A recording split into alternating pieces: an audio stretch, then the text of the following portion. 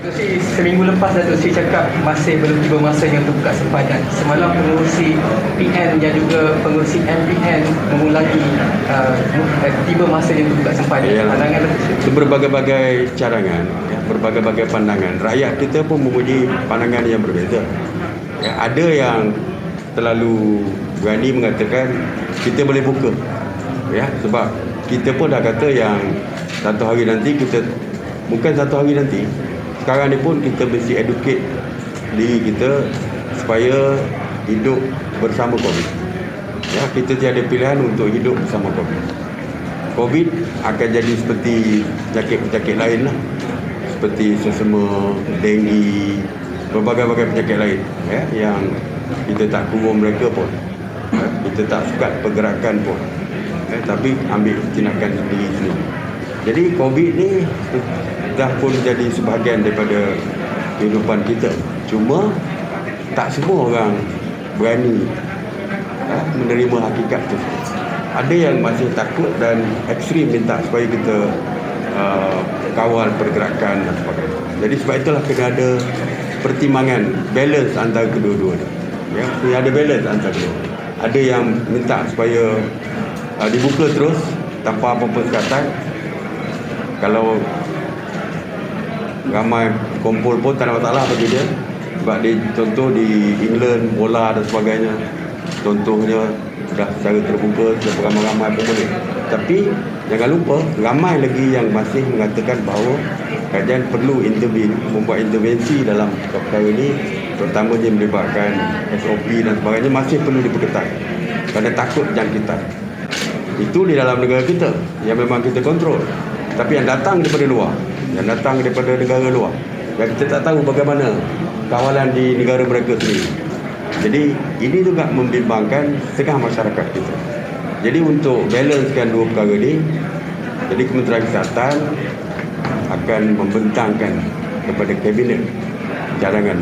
Jadi walaupun ada cadangan daripada Majlis Pemulihan Negara, kerana Majlis Pemulihan Negara ini adalah Majlis Pemulihan Ekonomi. Ekonomi yang paling terjejas adalah pelancongan, hotel, berbagai-bagai yang berkaitan dengan pelancongan terjejas. Kalau boleh, kita nak buka semua ekonomi supaya ekonomi, terutamanya pendapatan daripada turisme ni, industri pelancongan ni besar. Jadi baik boleh membantu negara. Tapi dalam masa yang sama, saya kata tadi bahawa kita juga perlu protect, lindungi rakyat kita. Jadi keseimbangan ini yang sedang dicari oleh Kementerian Kesihatan, dan kita dah beri tempoh kepada Kementerian Kesihatan dalam masa 2-3 minggu mereka kena bentang di dalam kabinet untuk kita buat keputusan. Sama ada kita nak buka terus border kita ataupun masih lagi ada sekatan-sekatan negara-negara terpilih pun kita tak tahu lagi. Kita tak tahu lagi sejauh mana. Datuk Sri, dakwaan Setiausaha Agung bahawa jawatan kuasa khas pengurusan COVID-19 lebih 100 hari tak bersidang. Ya, betul. Kita dah bersetuju di dalam sidang khas MKN yang lepas. Mula-mula saya panggil setiap bulan, setiap 2 minggu. Lepas tu kita kata setiap bulan. Lepas tu akhirnya kes isu dah tak ada lagi waktu itu. So kita kata mengikut keperluan. Kita akan panggil sidang khas MKN mengikut keperluan. Kerana yang bermesyuarat setiap minggu adalah Quartet, menteri-menteri Quartet tu semua. Dia mesyuarat setiap minggu, every week, ataupun kalau 2 minggu sekali paling lewat, mereka akan mesyuarat. So semua perkara yang berkaitan dengan COVID dipantau dengan rapi oleh Kementerian Kesihatan dan juga jawatan kuasa Quartet. Jadi mereka pun mesyuarat. Jadi kalau mereka boleh selesaikan, jadi isunya tak begitu besar yang perlu dipanggil mesyuarat khas MKN ni, jadi keputusan kita tak perlu mereka saja. Tapi kalau ada keperluan yang penting, keperluan besar, kita akan panggil. Dan untuk pembukaan sempadan ni, insya-Allah saya akan panggil sidang khas, kerana ini polisi yang besar, kita akan panggil. Kalau yang lain tu bukan polisi yang besar, itu dari segi pentadbiran saja. So, dari segi administratif, kita kira Quartet saja sudah pun betul-betul. Apa perbincangan dengan Singapura untuk increase the retail punya quota harian?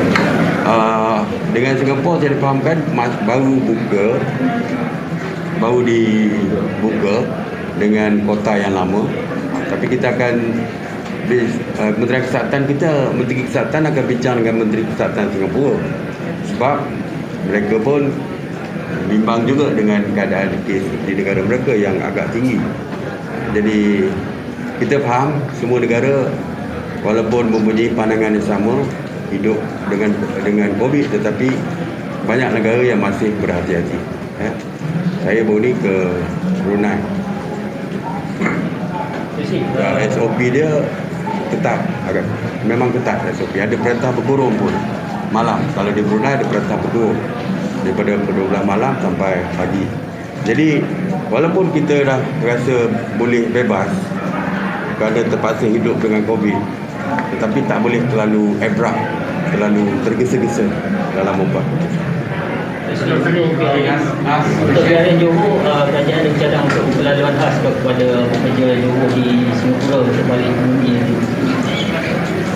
Kerajaan Johor, kita kena tanya kerajaan Johor bila pun kerajaan Johor terpaksa, kalau itu cadangan dia, yang pertama terpaksa juga mendapat kelulusan daripada, terpaksa berbincang dengan Kerajaan Pilihan Raya juga, dan juga berbincang dengan Kementerian Kesihatan juga. Ya, Kementerian Kesihatan. Kita tak tahu Singapura benar ke atau tidak. Ya, kita tak tahu. Kita nak kalau boleh rakyat kita bebas untuk balik mengundi. Tetapi Singapura, mereka berada di Singapura, dan kita terpaksa patuh kepada peraturan dan juga undang-undang daripada negeri Singapura. Kalau ikutkan kita, of course lah, rakyat kita dari segi demokrasinya, setiap rakyat berhak untuk mengundi.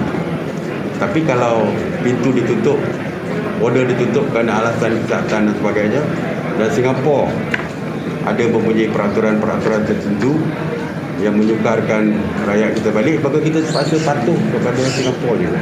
Sebab ini melibatkan negara mereka.